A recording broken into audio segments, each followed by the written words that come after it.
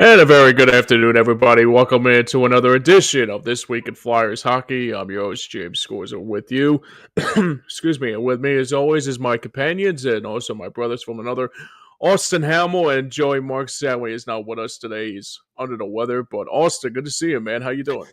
I'm doing good, man. It was a bit of an up and down week for Philadelphia Flyers hockey, but hopefully with the bit of promise that we saw early in the week, the game on Saturday doesn't hold too much weight. Yeah, it was like one of those games that probably, like I said before, never really got it going. I mean, it was one of those games that were honoring a couple of Dallas Stars that night. Obviously, it was like Hall of Fame night for them. So it's kind of like they were trying to like reminisce about that 99 Stars team. But yeah, I mean, let's get into it, shall we? So the Flyers have a little bit of a streak going. Obviously, losing 2 out of 3 on the road trip against Edmonton on Wednesday, and then getting a good win on Friday night against the Blues in shootout fashion. But it took a while because it was like a lot of scoring in that frenzy. But then Dallas just got ahead of them. So Austin, I'll ask you the first question here. Should we be concerned about this kind of a road trip, especially on a back-to-back swing with both St. Louis and Dallas on back-to-back nights? I mean, I don't think so. Honestly, it was about as mid as you would want the week to be for Philadelphia. 1-1-1. Mm-hmm. I mean, Dallas definitely did put a big chokehold on you in that game on Saturday, but I don't feel like it's any sort of a panic situation just yet. The Flyers are still playing some solid hockey. Sometimes they just get stymied by some of these better teams out here, and it's continuing to prove that, Philadelphia is still an upstart team at this point. Yeah, I mean, I'll say this about the game on so I'll start with Friday because I think Friday was one of those games that early on it was like an early 1-0 lead. I was like, oh god, here we go. They're gonna like just score a lot on us, and I think the other thing too, like getting 2 points out of it after like a back and forth like helter skelter kind of game with St. Louis was like probably where I was at like last week with more predictions about the 1-1-1. I think Joey said he would they were like saw this Flyers team go 1-1-1 on the road trip, and especially against Edmonton, and let alone St. Louis and Dallas. But yeah, I mean, it's going to be one of those games that I realized too is that, I mean, yeah, sure, it's an 82 game season. It's not a sprint; it's a marathon. So that's the most important thing too, is that with this Flyers team, especially what they look like, I'm not concerned. I mean, I thought it was just like Dallas is just a really good team. They've been in the Western Conference Finals for the last couple of years or so. I mean, Jason Robertson's just a hell of a player. Even like Mikko Rantanen and Wyatt Johnston, the list goes on. And even like the Blues had a couple players here and there too that were that good too. But and even Edmonton, like same thing too, is like Edmonton is a Western Conference champion. They just were in the Stanley Cup 2 years ago, so they just went into a couple buzzsaws. So that's the most important thing here too, is that I wasn't concerned about it. I mean, if they got 1 point out, if they got like a couple points out of St. Louis and they got a couple points out of it with Edmonton and especially with Dallas, I mean, I would have been okay with that too, man. Yeah, I mean, you want to take points where you can get them, especially early on in the year. We're Mhm. 18 games in, so Sure. you want to be able to try and get these points early on as often as you can to put yourself in a better position for potentially having an opportunity to even look at a playoff push near the end. So, 3 points out of 3 games isn't awful, but you definitely wish you could have pulled some more. There were definitely, especially the Edmonton game, I feel like they left points on the table. They had plenty of opportunities in regulation to put that game away, and Edmonton just kept giving them a lot more than what they were bargaining for in that matchup. But Philadelphia played really well throughout the week. And like you said, they've just ran into a buzzsaw of a Dallas Stars team this weekend. Yeah. And I was telling you before we started up here, Dallas held Philadelphia to one shot for a vast majority of that opening frame of that game. So they really Yeah. set the tone with how aggressive they were being defensively. So it's just one of those things, you got Edmonton and Dallas on a bit of an uptick for them. So it was a bit tougher to be able to try and sneak out those points. You did what you could with Edmonton. Dallas, just early on, you could just tell it was probably going to end up being a bit of a lost cause of a game. But Robertson putting that natural hat trick in was pretty much the nail in the coffin for that game, in my opinion. I mean, even you could even tell like Vladar felt like you could tell he felt like he was playing a good game. Just a lot of stuff was just getting by him. And we mentioned it, I believe it was last week. Philadelphia was having a lot of issue in some of their games getting through the neutral zone. Yeah. And Dallas was capitalizing on a lot of those mistakes. They were pressing really hard in the neutral zone and forcing Philadelphia into giveaways. And it was Mhm. leading their rushes going forward. So, you just have to be a bit more, what's the word I'm looking for? Just be Motivation? a bit more reserved Reserved, in okay. in your movement through the neutral zone, because I feel like you're just trying to do a little too much extra. Right. Just take your time getting through the neutral zone. Teams are going to try and press you because they know you're weak there. So if you can just sort of just calm yourself down a little bit, handle that pressure, and be able to make the proper passes and the proper steps forward, you'll end up in a better place. But this team is still sort of working its way out of a bit of a rough past couple of years. So you're going to see those mistakes tend to show from time to time.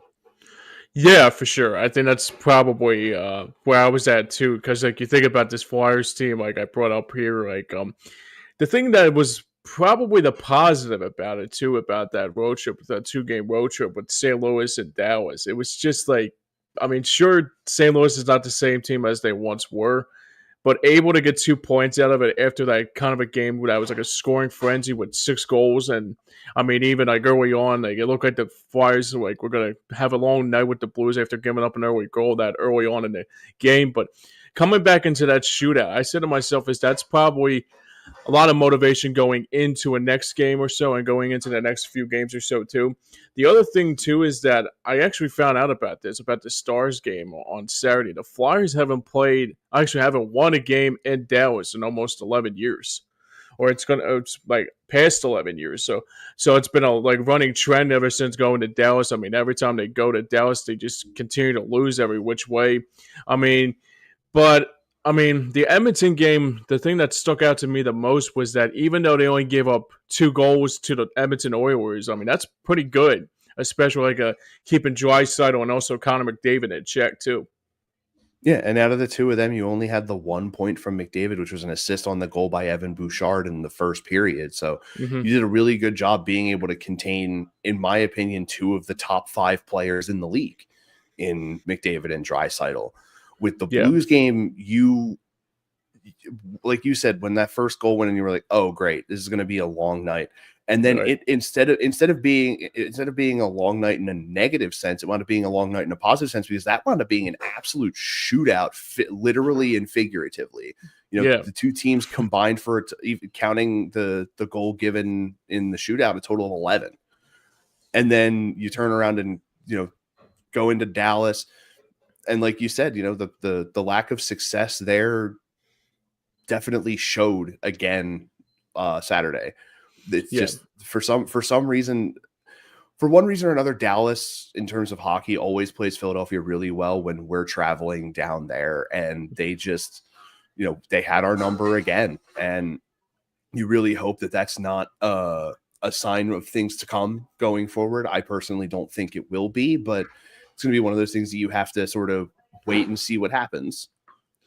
Yeah, and I guess the other thing too with the Stars, I think it was just more of the similar circumstance with too is just they've been in the Western Conference Finals a lot. Obviously, last year you saw how much success they had with that Avalanche series, and even Edmonton, and even Winnipeg. And I mean, the thing that I worry about just a little bit is that somehow, in some way, when they take on better teams like the Winnipegs or like the Minnesotas, well, they played Minnesota to competition before early on in the season, but that Central Division, I mean, that's going to be one of the reasons why that how the teams are that they're so like evenly matched, especially in that Central Division. Even Colorado has only one loss in the last handful of months that we've been playing. They only have that's the one thing I was really surprised about too, because I looked up the Central Division and I said to myself, okay, Dallas is in the mix, Minnesota's in the mix, not Dallas, Colorado's in the mix, but Colorado's been, only having one loss in almost in a matter of 2 months into the season. I mean, that's pretty damn good, gonna admit. Yeah, it just goes to show how that team responded to losing a key piece in Mikko Rantanen. Sure. They have rallied around the guys that have been producing for them all season long last year going into the deadline, and it definitely helped them make their push into the playoffs. And even this year, they've still have that spark. With or without Rantanen, that team is still good. Mm-hmm. And they're continuing to prove that, we may have wanted to be able to work out a contract with Mikko and it didn't go the way we had hoped, but we're still a very solid team out here in the conference. Absolutely. All right, so let's move on here. So we got our keys of the game coming up this week. We got actually big games coming up this week for the Flyers especially, so I'll check it up here before we move further here. So coming up this week for the Flyers, actually, we can talk about what happened this week with the, especially today making a move. The Flyers making a move to trade Dennis Gilbert in exchange for. I just had it here for a second. It was Maxence Gannett from the Ottawa Senators. Yeah, I feel like it's a decent move. I was going to ask you how you feel about that. He's predominantly played with the Belleville Senators of the AHL. Mm-hmm. He was an alternate captain there. 23 points in 58 games, led the team in plus minus. It's another solid built defenseman. He's what did they say? 6'2", 210. He was a 7th round pick in 2019 by Ottawa. The guy definitely has the ability to be a solid blue liner. You just have to, see what the development looks like with him coming into the organization, see where he stacks up. And I feel like it won't be too long before we see him make some appearances for the Flyers, because some of the blue line play, especially this past week, has not been very inspiring. I know I lauded them last week for how they had been playing, Drysdale, Sanheim, all those guys. They're still having some hiccups. There have been a couple of times where they're not picking up a guy on the back door, like with Robert, with one of the goals that Robertson had. He basically snuck in unnoticed and got himself into a good spot on a power play to get that third goal. And you have to be, as a defenseman, one of your key things is if you're not on a man, watch the back door. Mm-hmm. And we totally let that go. Robertson wound up in a beautiful position for stepping back out into the high slot and getting a good shot off to get that third goal for him. And you just need, it's a lot of the minor mistakes that's happening for Philadelphia defensively. And you hope that any additions they make will help get that a bit more stout.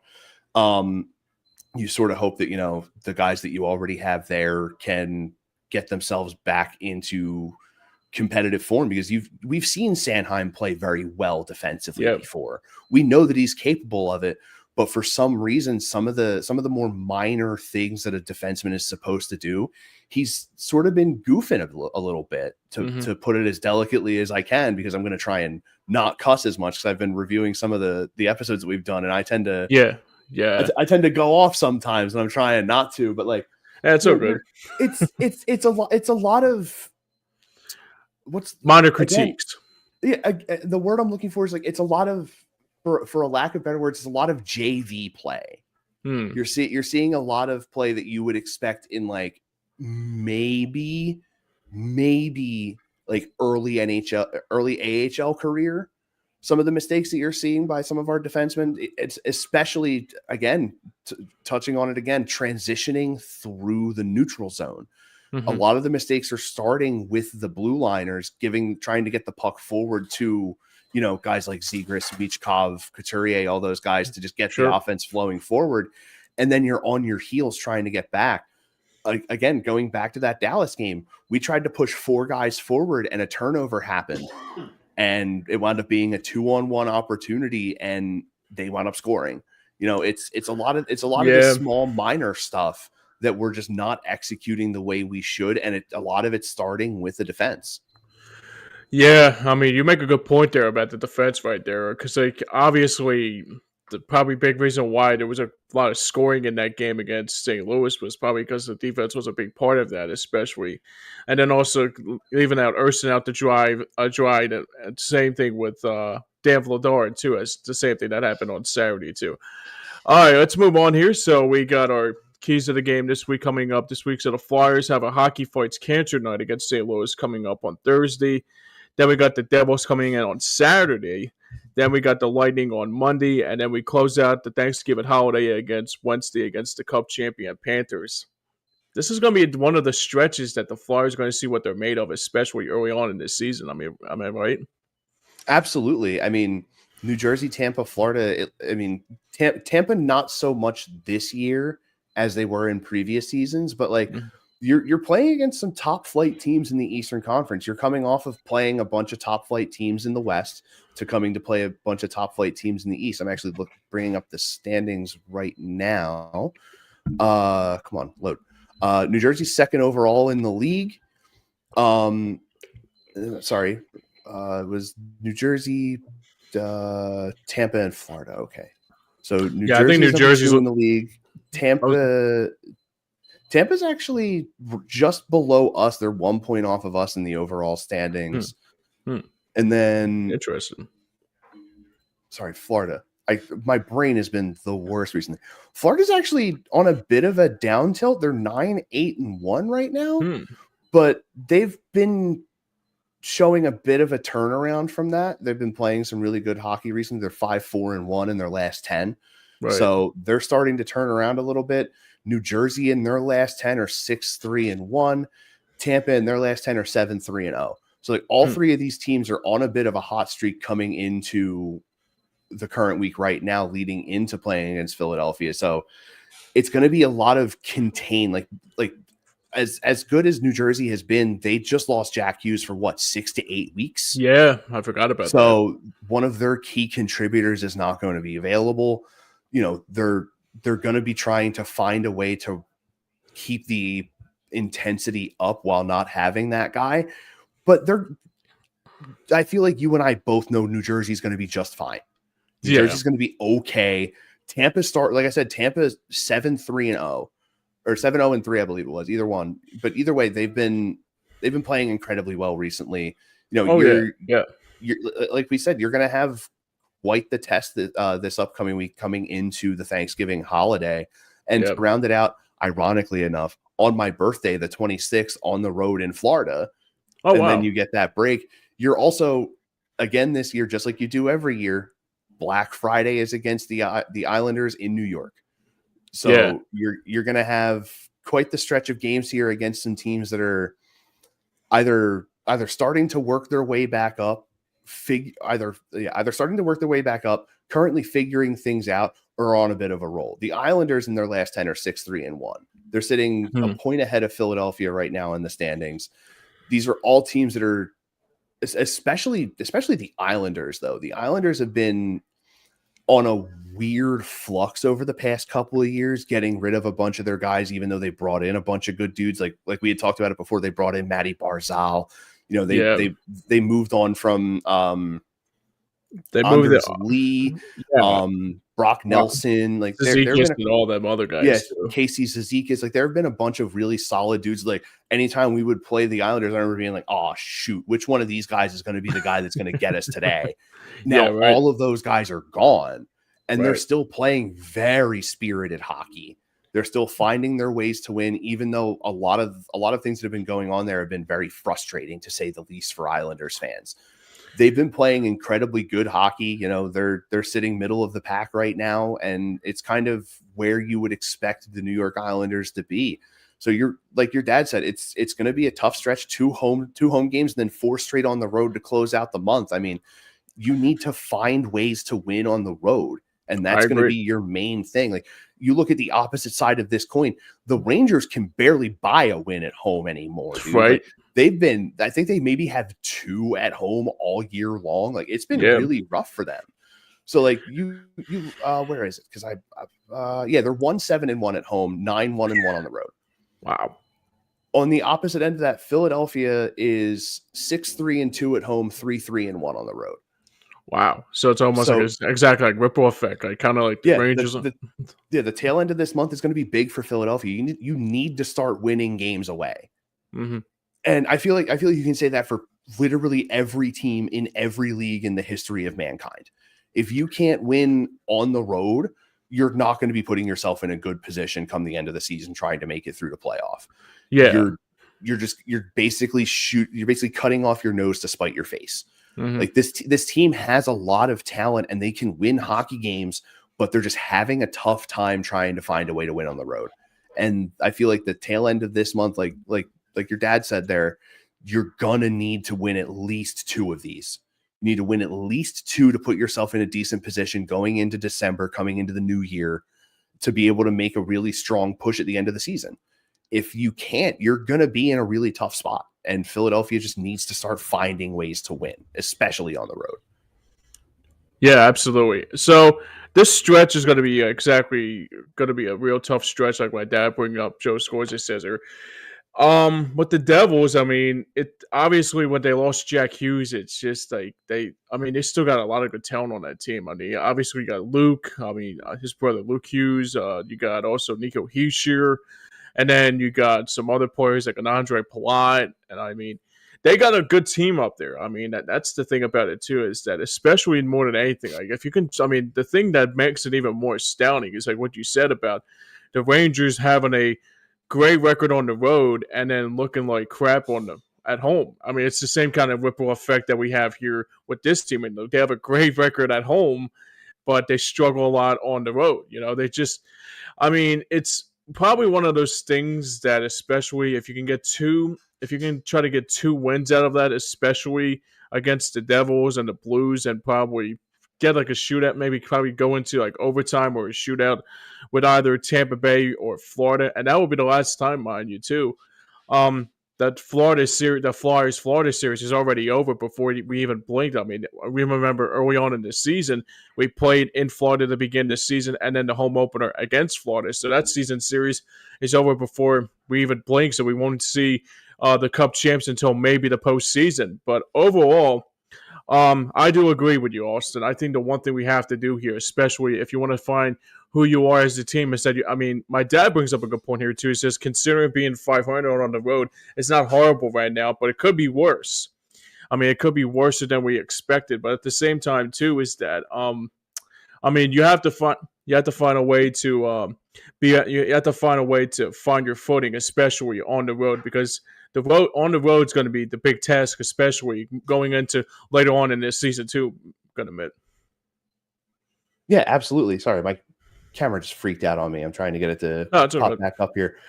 But yeah, I mean, like your dad said, considering everything, being 500 on the road right now is not terrible. I mean, it's not where you would like to 100% be, but even still, having a 500 record on the road right now isn't the worst thing in the world. They're like, oh, there it goes. There we go. They're like I said, there are teams that are willing to do anything to be able to just be at 500, be it at home or on the road. And it's crazy to think that New York is that bad on the on their own home ice, and they're still a pretty solid team right now. Right. And then, like you were saying with New Jersey, looking up and down that lineup, they have the talent to be able to cover for a Jack Hughes being injured. They have a lot of solid players. Jesper Bratt not too long ago was a very solid player for the Rangers. I'm pretty sure I could be wrong in making this assumption, but didn't Nico Hischier get traded away and then come back a few years later? I think Didn't so. he get traded to Anaheim or something? Oh no. That was Jacob Trouba. That was Trouba and Chris Kreider. I think if I'm not mistaken, I think that was the Rangers that did that. If I'm not mistaken. Let me see. I mean, but yeah, I do agree though. The Devils, I mean, even with their players that they have, I mean, that's like next man up mentality. It's something that Sheldon Keefe has done a great job up there, up in New Jersey. Yeah, they've done an incredible job over there with that organization, being as up and down as they have been over the past decade and a half to have the player, the quality of player that they have. And yeah, I was absolutely incorrect about that. Nico Hischier hasn't gone anywhere. I was gonna say that. Yeah. I thought it was him. I couldn't remember who it was, but I know that there was somebody that they had traded away that came back. But I know who you're talking. Oh wait, I know who you're talking about. It was JT Miller. I think you're thinking of JT Miller. Yeah, and that was with the Rangers and not the Devils. Rangers. Yeah, yeah, that's right. But yeah, I mean, like a lot of these teams are in that weird fit of flux right now. Like Tampa Bay, for example. They don't have Steven Stamkos anymore. Who was the other one that they had let walk, and he went to I think it was the Capitals. Was it Kuznetsov? Yeah, Kuznetsov went to Carolina. I think. Yeah, their key three got broken up completely last year when Stamkos decided to test the free agent market and sign with Nashville. Yeah, right. But they're still playing very good hockey. Like they've replaced that talent with serviceable enough talent to be able to have that team still see success. And Philadelphia has done the same thing. A lot of the solid players that we had over the past few years that sort of set our core are gone. And we've brought in a lot of really solid guys. Like Christian Dvorak's been playing incredibly well, regardless of what the record has shown over this past week. He played some really good hockey this past week. He found himself in a really solid spot in that Dallas game to put that one goal in. And it was just one of those things. Again, it was nobody tracked him as he was slipping through behind everybody, and he found a loose puck right at his feet. Like the guy's been putting himself into a lot of good positions to have a lot of success, and he's definitely taking those opportunities and running with them. Trevor Zegras over the past week and a half has become our leading goal scorer, a leading overall scorer. So like this team is seeing an uptick in production. It's just the results at the end of the game are not showing that production is there, but it's from what you see them do from the beginning of the game to the end of the game. Even if the result is not a win, they're still putting forth very good effort. This team is still evolving, and the guys that are meant to be like those core pieces for you, Trevor Zegras, Sean Couturier, Travis Konechny, they're producing. They're doing very well. They're playing very good hockey. There's a lot of small mistakes that are being made that can easily be corrected to help sort of put this season back on track if you think that it's in a bad spot right now. And they have a lot of promise going forward, not just for this year, but for the next couple of years with the age of some of this talent that we have. Yeah. I mean, the thing too with this Flyers team is that they got a lot of good players on this team that will find a way to win. I mean, the other thing too that's been a positive with this team is like you brought up is Christian Dvorak. I got to go with one step further. I say how much the success has Dan Vladar been ever since coming into his own as a goaltender, and he's been stepping up as a leaguer. And I mean, I gotta say right now, whatever Danny Briere did, like in the offseason and try to fit the pieces and try to find pieces of the puzzle that try to fit this team, to try to where they're going to be at right now. I mean, the one thing I would say is if they get to where they are as a team, especially come around the time when postseason starts to come around, I think they'll be right there. I think the one thing that the Flyers need to do right now is that, especially down the stretch, I mean, even though they're like if they go 500, it's not all bad. I mean, I think it might be a good thing to try to get to be 500 against those teams, like I mentioned, like the Devils and even like the Lightning and even more so the Panthers too. So I mean, this is a real good stretch here, for the Flyers to have. But overall, I mean, the one thing I'll say is now too is that you have to find a way to win on the road, and that's going to be the big storyline going into the next couple months or so. Because once you don't win on the road, it could be a little bit concerning come playoff time when the time calls for it. Absolutely, and even though it was a bit of a grammatical flub on your part, this next like week and a half worth of games is also going to be a very strong stress test for Philadelphia. Sure, See yeah. how well you can handle the adversity of playing on the road and potentially running that risk of being down early on the road again. If you can overcome those hurdles, you're going to be in a way better spot. It's going to be better for the mentality going forward, not only through the game, but into your next game. It helps to carry momentum. It helps to keep those guys feeling good going through the game and into the next. So if you can sort of make your way through what I'm going to consider, in my opinion, to be the true stress test. Like you have a lot of time off this week to sort of put a lot of work in going into this stretch. Right.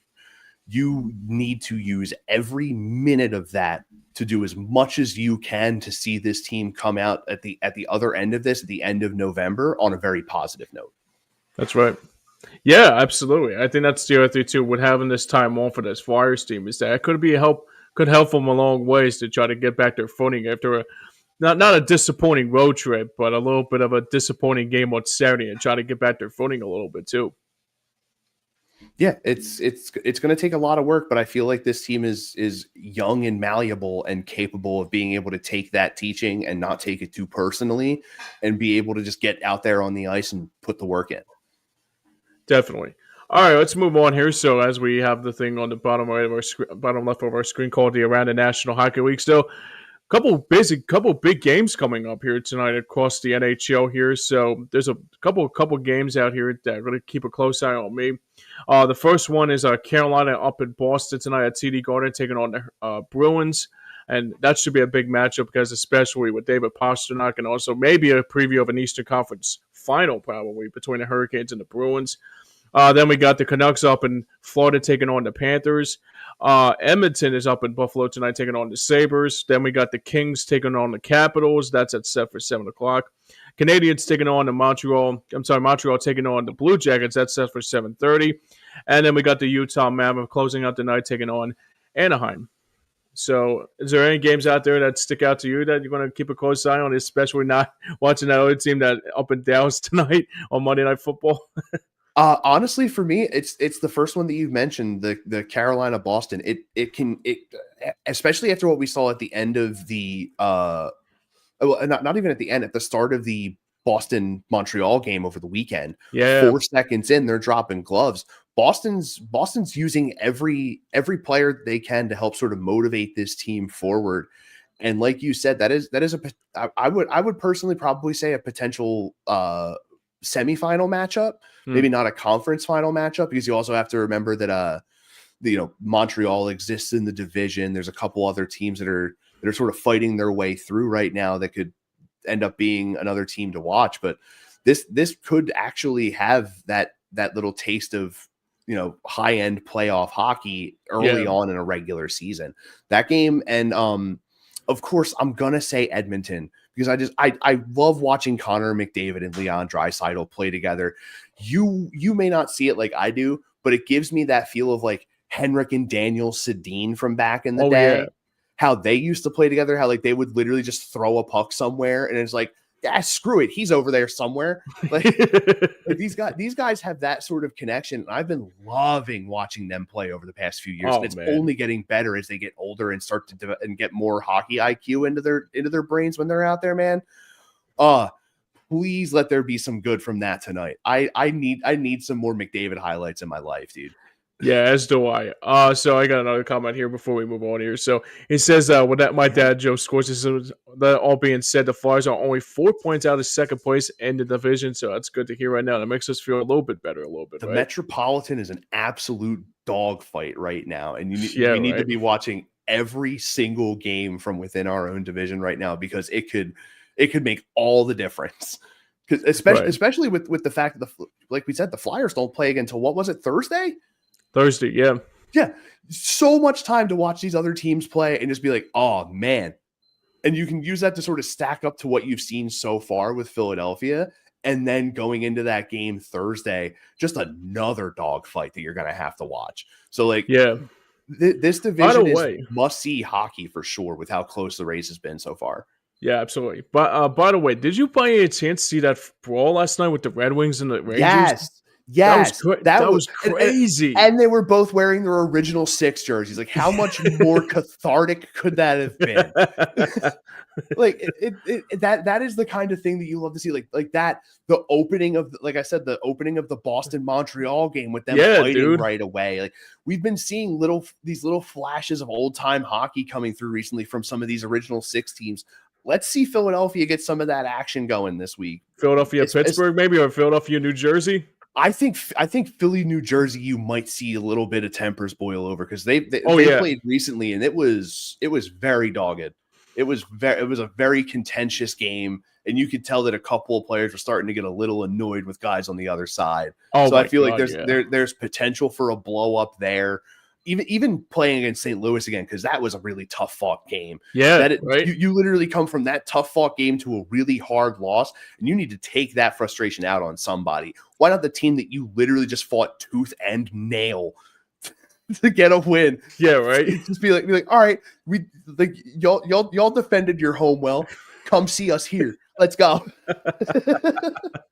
Yeah, man. Oh man, I mean, I was watching the highlights of that game last night with the Rangers and the Rangers and the Red Wings. I was like, damn. I mean, and even wearing the old original 6 jerseys, it was like old time hockey. I mean, that's the one thing that's been crazy about it too, is that I think that old time hockey is coming back all of a sudden.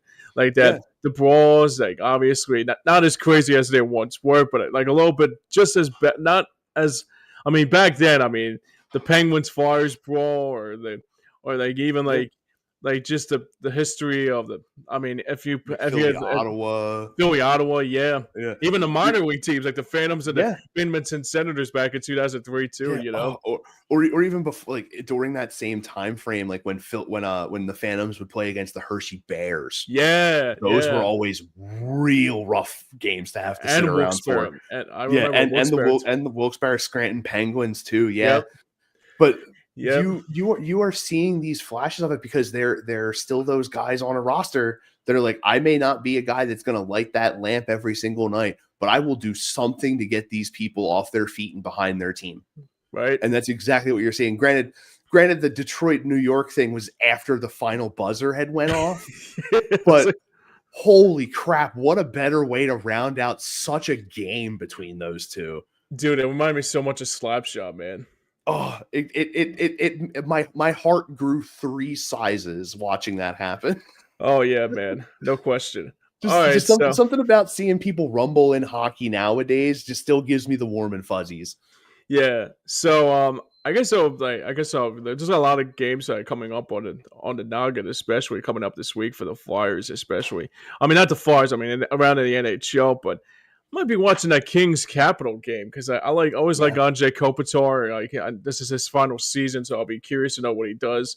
Also, I mean, obviously Ovechkin got the 900th goal, so now it's more like one step to go into 1,000 before he retires. Yeah, seeing how many more he can get before he actually hangs it up. Yeah. So, I mean, actually, a game for me. It's not tonight, but for this week, Wednesday night, 7:00 on TNT, the Edmonton Oilers travel out to DC to play against Ovi and the Capitals. Man, that sounds like a good one. Yeah. The current greatest of NHL hockey and the potential next greatest in NHL hockey with McDavid. And then you also, I'm pretty sure, let me double check. No, I was going to say, I think you got Chicago that night, so you would get to see Bedard, but no. Oh, wow. They play at home against Calgary the night before. Oh, okay. At 8:30. Yeah, Chicago's been pretty good. There's a fistful of games. If you actually like look through the schedule this week, there are going to be some must-sees for sure. Colorado, Nashville on Saturday is going to be a good one. San Jose's been pretty good too. Now Celebrini. Yeah. I mean, I'll put it to you like this. It's a good week to be a Rangers fan, boy. You are on the road all week. Jesus. what a week to be a Rangers fan, man. Yeah, y'all might go undefeated. Yeah, they got a tough stretch. They got Vegas and they got Colorado. I mean, oh my goodness. Good Lord. Yeah, I feel like Colorado will be the game that'll bring them back to earth. Like, we're not going to win every game on the road, but we'll win a lot. That has to suck for the Rangers though, because they have like, I mean, obviously because like they got Vegas, then they got Colorado, and I mean it's just like, But not I only that, mean, you have such a passionate fan base up there in New York for the you Rangers. do. And to have them have to pay that kind of money to come into Madison Square freaking Garden and watch what they've seen all year so far has to be the greatest tragedy ever written. Oh my god, yeah. I mean, it's almost like your king goes out to war and is one of the greatest warriors you've ever seen, comes back to rule, worst guy ever. Like, yeah, right. Oh my god. Yeah, I mean, that's gonna be a real tough stretch for them, especially. oh yeah, The other thing too, before we move on here, especially, just seeing like a couple of the couple players from the draft, like in the last couple of years, like Celebrini and Connor Bedard finally coming into their own a little bit. That's kind of cool to see. Like a couple of the youngsters, like finally coming back into their own a little bit, especially like struggling a little. Yeah, Alex Lafreniere with the Rangers, actually. Yeah, who yeah, just that's talking right. about. All these guys are starting to finally see a lot more play, and they're starting to really contribute for their teams. And it's really great to see that, the future is secure for a fistful of franchises out there in the NHL with these kinds of guys. And like you mentioned him, Carson Celebrini, man, Right. that kid is something else. He is exciting to watch. Him and Connor Bedard, both #1 picks from concurrent drafts, have been incredible hockey to see. I mean, Lafreniere, he's sort of in a bit of a weird space with how the Rangers are this year, but he's still producing very well. But those two guys, a lot is on their shoulders. Yeah. Especially Connor Bedard, man. Like Yeah. he's been expected to carry such a load for someone so young, and he has been taking it to task very well. He's been playing incredibly well. Out of sight hockey from him. I have a little soft spot for the Chicago Blackhawks, so you'll have to forgive me. That's But all right. like, Hey, look, Jonathan Taves passed the cup to Chemo back in 2015. I let it yeah, slide. exactly.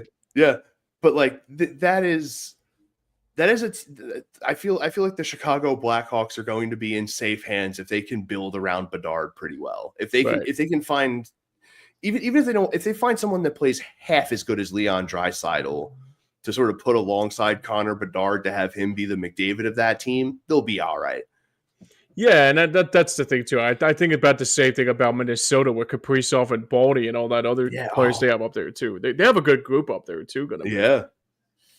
Kirill Kaprizov has been such a revelation for Minnesota because that is a team that has tried to put so many eggs in so many baskets over the years, like Zach Parise, Ryan Suter, like they put so much money into aging talent that maybe had a couple of okay years there and then went somewhere else and basically finished up on a high note. That getting Kirill Kaprizov for them has to have been a gift from the hockey gods themselves. Absolutely. They've been through such rough times that to get a guy like a Kirill Kaprizov has been so beautiful. Like that, when he first stepped onto the scene, I was like, oh, he's had a good month. He'll probably end up falling off. Nope. The next month he did even better. I'm like, he's okay. He's a franchise guy in the making here. And then literally to start this year, what was it, an 8-year extension for Kaprizov from Minnesota? Yeah, right. Like he played his butt off, secured the bag, and now he's going to be quite the watch out in Minnesota for years to come.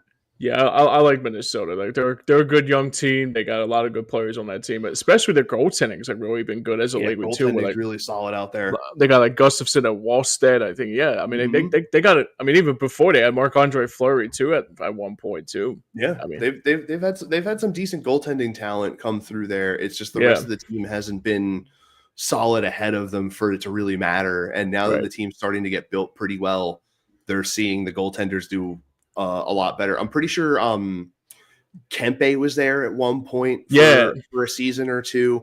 Breeze Galov played there at one point. Yeah, right. Yeah. Like there are some guys that you were like, oh, those are like solid names. And you look at your stats, you look at the stat line for the time they spent there, and you're like, oh boy, oof. And then you see after that they leave, they go somewhere else, and you're like, oh, they just went back to being themselves again. Okay. like Minnesota was like hockey purgatory Yeah, it for like was. for at least a decade. There in like Atlanta when they had the Oh, Thrashers there. oh my God, yeah. Atlanta was hockey hell.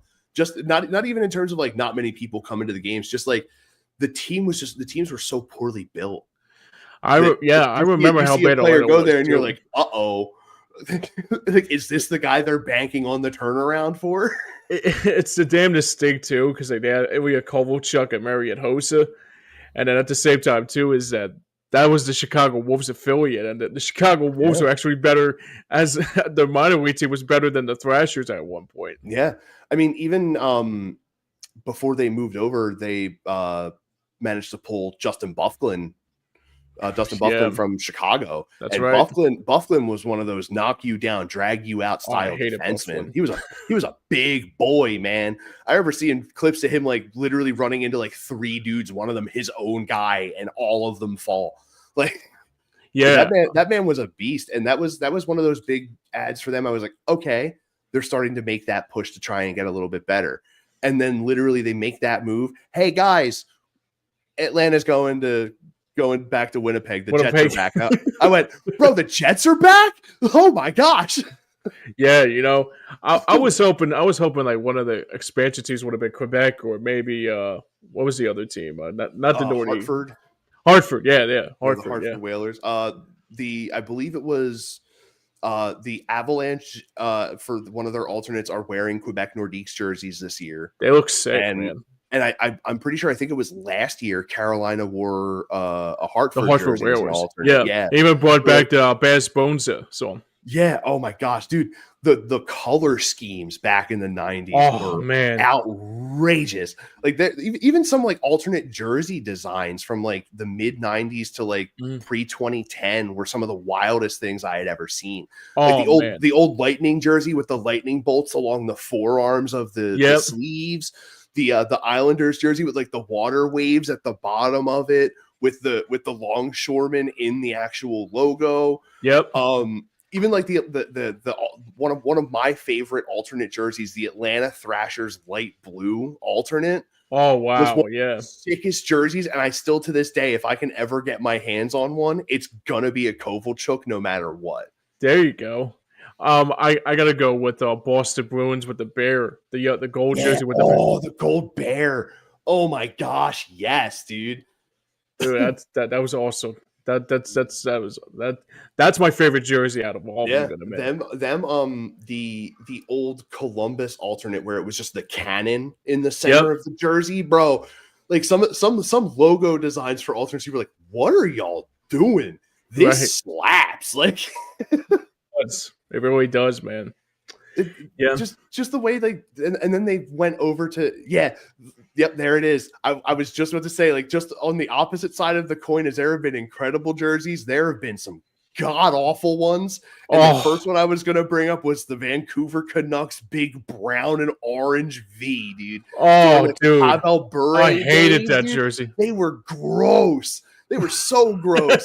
Them and like I think it was the Ottawa Senators back in like their early inception. Their jersey was literally just white, black, and red horizontal stripes across the entire thing. Yeah, like there have been like especially like sweater. the early go like for a franchise jerseys from like back in like the 60s. The Ducks 70s. Jersey was not that good either. It was like a teal. Yeah. The California Seals were very like old school Eagles alternate, the blue and yellow, like just like some. They had like skates like the Athletics like thing too. I don't like white skates like their Athletics. They all kind of Athletics were. Yeah. Even like some people like it, and this may be a jersey hot take from your boy Austin. Sue me, whatever you want to do. The orange Anaheim Ducks alternate. Oh no, I can't. I disagree. I love it. Do you love it? I love it. Man. I'm a big vibrant color guy. I'm with you. And here's my first curse word of the entire show. That shit pops, dude. I love that. I love it. There's one jersey that I wish I would have had too. The Jerome Gimlet black jersey with the dragon. Yes.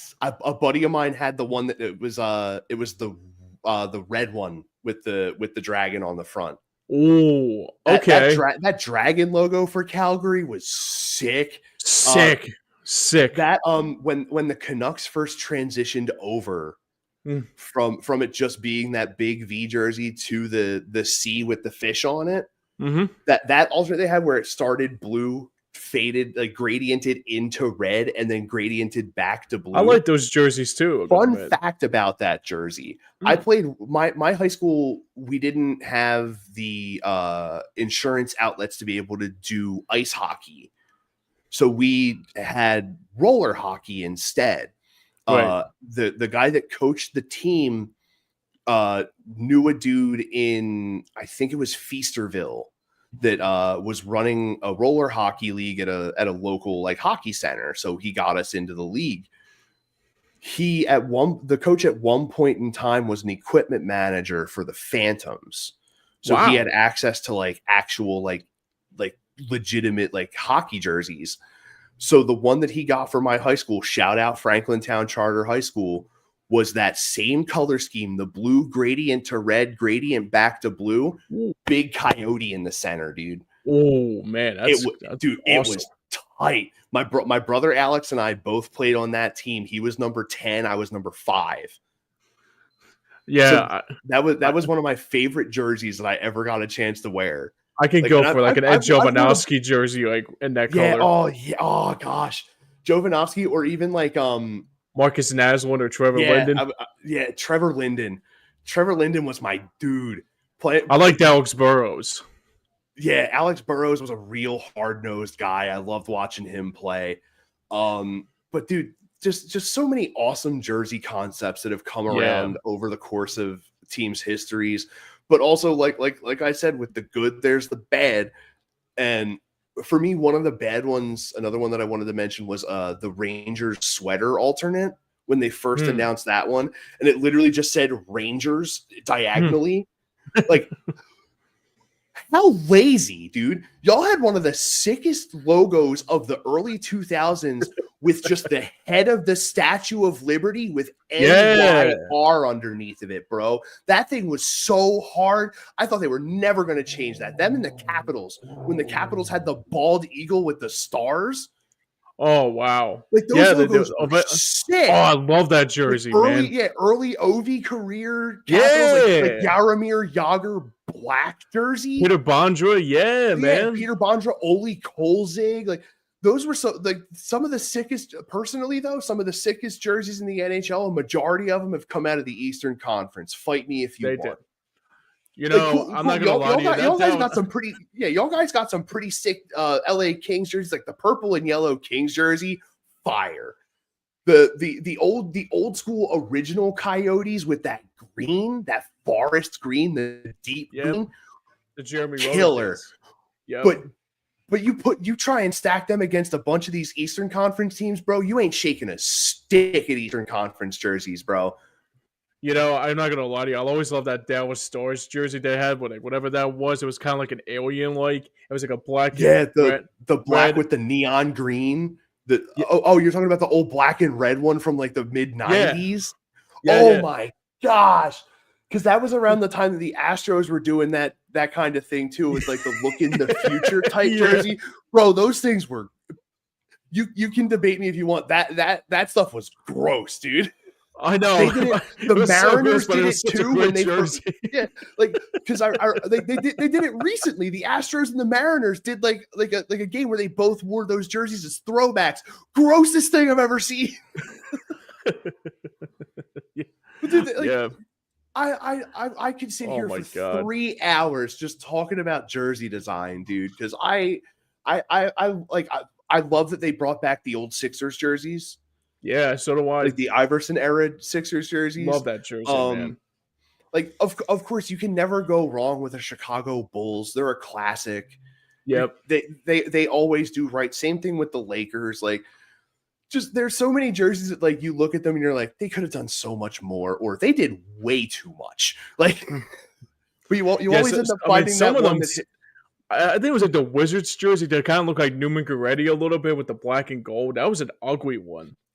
I honestly, because that was like when Gilbert Arenas was cooking. Yeah, that's what it was. Yeah, I loved those jerseys, bro. The black with the gold lettering, dude. Oh, I hated it. I thought Oh, it man. was clean. I thought it was clean because I don't know, man. I remember the story of like Gil was like, I dropped 40 the night before. I called Kobe, was like, get ready, man, I'm coming.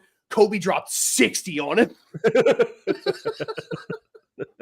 Oh man, was it Gilbert Arenas or was it Antoine Jameson? I forget. Was it Gilbert? It might have been Gilbert Arenas doing that. Like trolling Kobe. Gilbert. That was Gil. Right. It was Gil. Because that's right. That's what it was. Yeah, he talks about that stuff all the time on his podcast. Like he'll have Amon Shumpert in. The two of them will just trade Kobe stories for 2 hours, bro. Yeah, there was a lot of good Sanderson stories too. Like everybody talking about it. My favorite Kobe story that I've heard from Iman Shumpert, Shumpert was playing him so tight for 3 quarters. The Knicks had a good lead. 4th quarter goes to start. Kobe walks past Shump and goes, "Good game, kid." Shump's like, "Bro, there's still the whole 4th quarter. What do you mean?" Kobe dropped 35 to help the Lakers come back and win that game. Oh my God. Shump literally was like, I was looking at Kobe after he made the final shot for the win. Like, you're not human, bro. Like, yeah, Kobe was on another level. They was one of really was, man. One of a kind. Oh yeah. Still miss him. Still miss him to this day, especially. Still my goat. Still my go-to, gonna admit. Him and Jordan, and probably Will. Well, my dad can tell you about Will. Yeah, I mean, I honestly, I'll argue for LeBron being up there for sure. Just because one of the era. Things, you never saw a guy play for 20 years in the NBA. LeBron has done that, and he's had incredible success throughout his career. Granted, the later years have not been the best, but he is the NBA's version of Alex Ovechkin. Yeah, he's shattering all the records simply because of career longevity and consistent production. Yeah, I agree with that. I mean, yeah, you got to give him his props. You know, got to give him his accolades more than anything. Yeah, you know? he's definitely more than earned his flowers to be even considered in the conversation. Yeah, but I literally have it. Kobe and Jordan are tied at first, and then Wilt and LeBron are at second. Yeah, I got to put Wilt at number 1, and I'll put MJ and Kobe and 1 and 2 and 2A. And maybe I'll put LeBron in there too, maybe. Because like the way I see it, like Kobe and Jordan defined a generation. Yeah, they did. Wilt and LeBron redefined what the sport was, which is 2 totally different categories. Which is why I have Kobe and Jordan ahead of the 2 of them. Because like I said, they defined a generation of basketball, and those were consecutive generations of basketball. It took until LeBron came in for people to rethink how the game is played. And LeBron was the catalyst for that change. Sort of like how no one ever considered, let me just grab the tallest dude I see out here and let him run amok on all of these 5'6", 5'8" dudes on this basketball court. From there, everyone was like, we need a big guy underneath to be able to play against this man. So that redefined how basketball was played. It was played where each position has its specific role, and then you get to your big man underneath who's meant to clear the board and protect against the other big guy. With LeBron, it became, do you have a guy that's equally as athletic as LeBron is to be able to run the floor with him all game? Because they were like, he's a small forward. Like, this man's built like a power forward, runs like a shooting guard, shoots like a shooting guard, but is listed as a small forward. Right. Like, it literally became, do you have a stretch wing that is fast, that can defend? So you basically had to get your 5-tool guy to play against LeBron, because if you couldn't do that, your team was just going to get destroyed by him. So now, and now we're getting to that point where like guys like Embiid, Giannis, Wemby, like these tall, like freakishly tall and long guys that are crazy athletic, So like they're starting to these guys are starting to be the catalyst for another redefinition of how the game is seen. Yeah, for sure. We're getting to a point now where as hard as it is for me to say, for certain sports, generational talent is becoming a dime a dozen. It is. No, you're right. Yeah, you're not having that guy be like, he is the guy and will be the guy for the next 15 years. Another guy will come in right at the end of his career and take that mantle. Like that's how it was with hockey. It was like nobody's going to be as great as Gretzky. Right. Ovi and Sid came in. They were like, one of these guys could be the next Gretzky. Mm-hmm. Yeah, they said like there could be the next one. They were saying it was going to be Sid. Right. They were like, this Alex Ovechkin guy is going to be okay, I guess. He came from Russia and has some experience. He's our Gretzky. And now you have, like we were just talking about, Connor Bedard, Carson Celebrini. Like these kids have the potential to be the next Ovi Sid combo. Like, could be. I mean, it could be Michkov and it could be Michkov. It could be like Michkov is in that conversation. Alex Lafreniere's in that conversation. Kirill Kaprizov, like that's right. Even what's his name? Kurt Suzuki.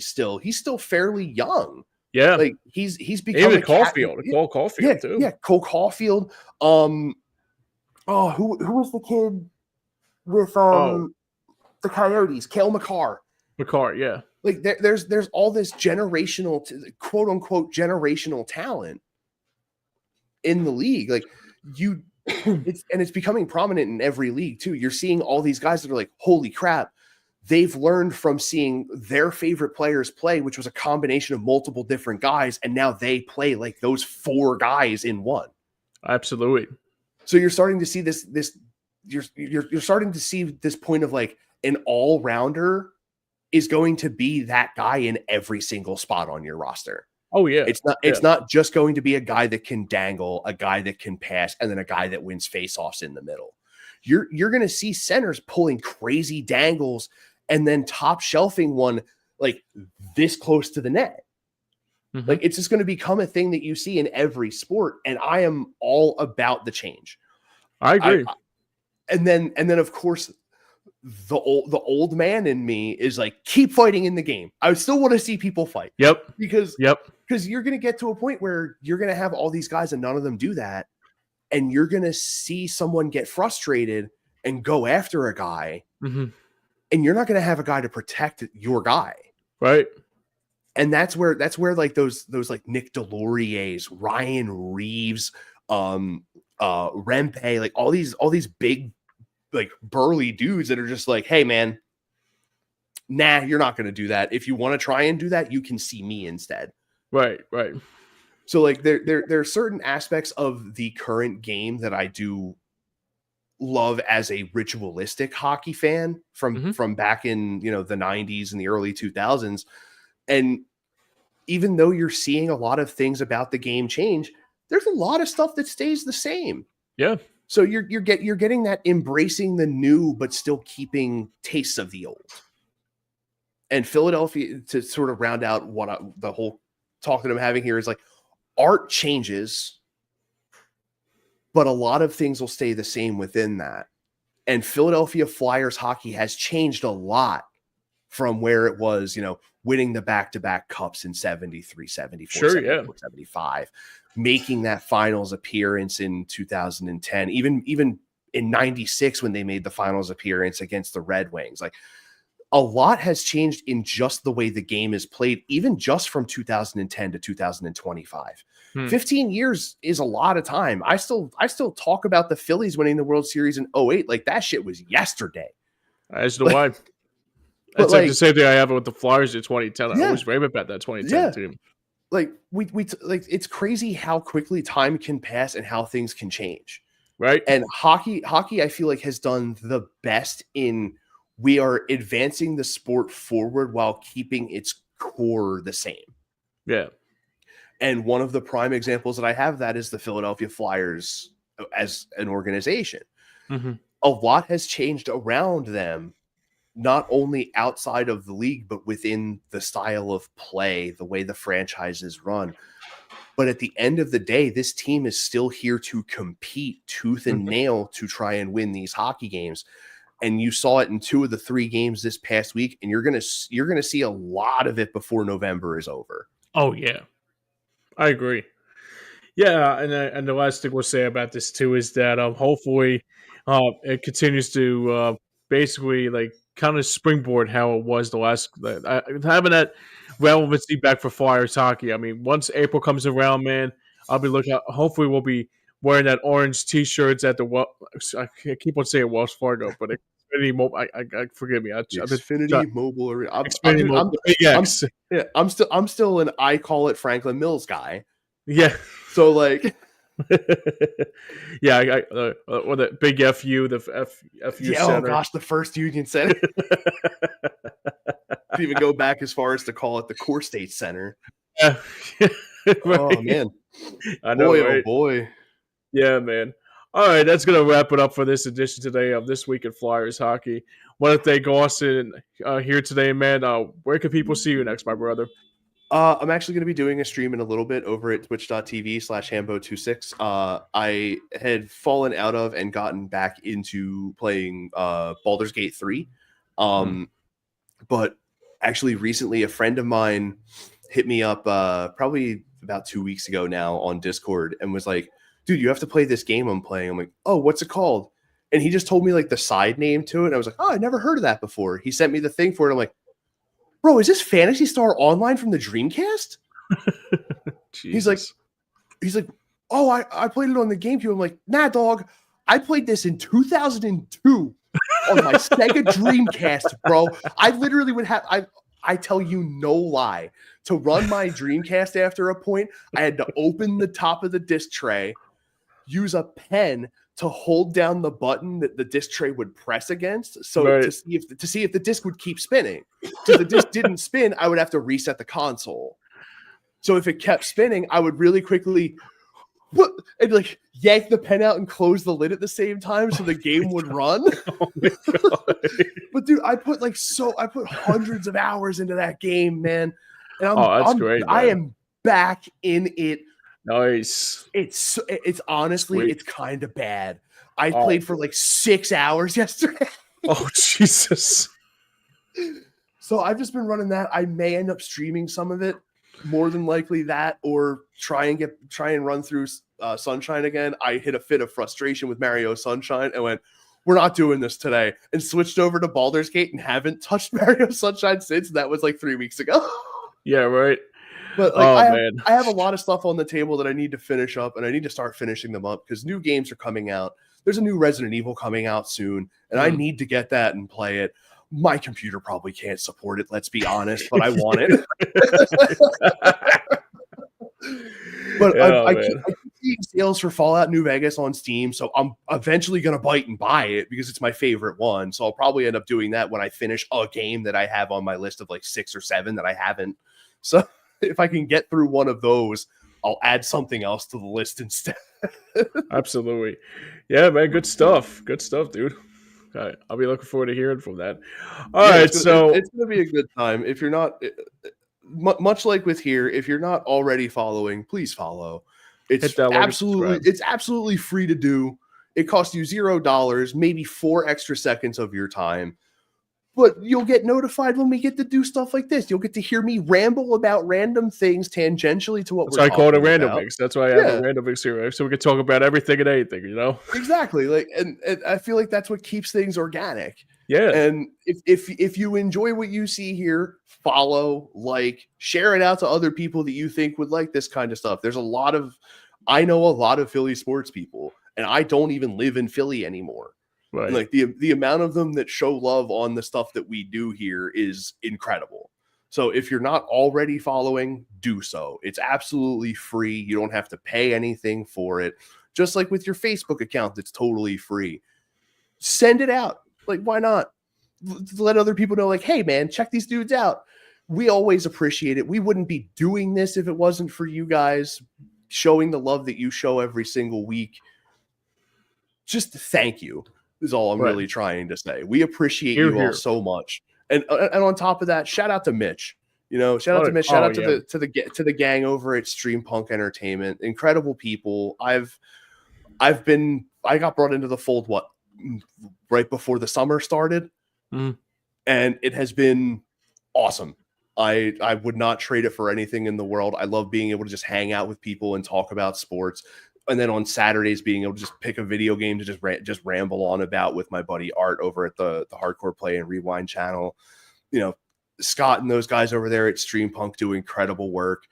And I just am thankful for the opportunity that I get given all the time. Yep, here, my brother, here. All right, so that's going to do it for us here today for this edition of This Week in Flyers Hockey. Joey will be back hopefully next week as we get ready for another show. Hopefully we'll have another positive that the Eagles take down the Cowboys because it's Dallas week and everything about that.